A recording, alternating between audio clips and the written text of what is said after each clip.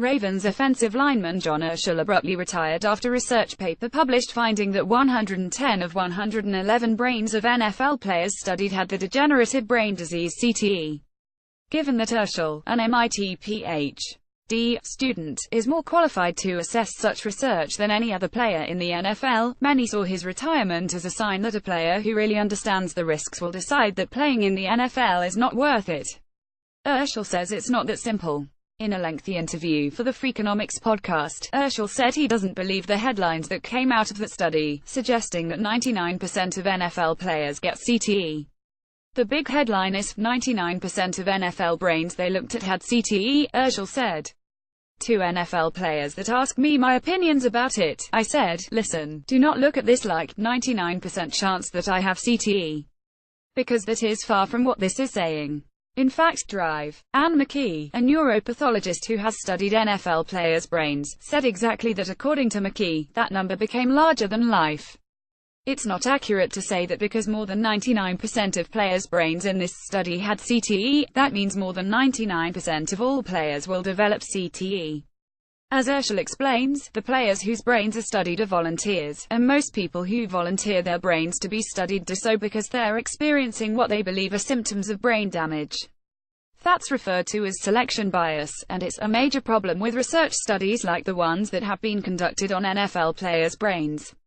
There's a strong case of self-selection bias there, and that cannot be ignored, Urschel said. I can't say that I know for certain that it's self-selection bias, but my instincts tell me that it's extremely likely that it is.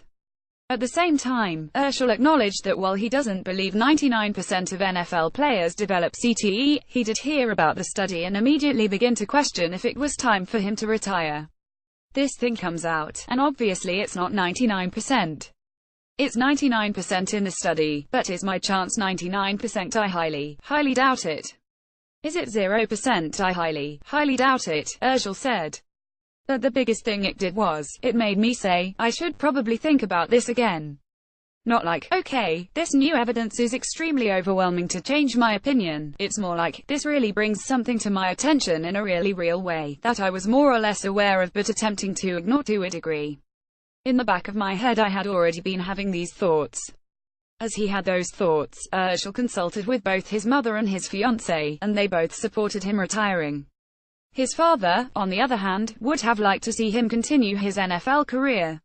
Ultimately, Urschel decided to quit, thinking about the time he suffered a concussion and struggled with his math work in the days afterward. It was tough for me to do high-level math, Urschel said of the days following a concussion.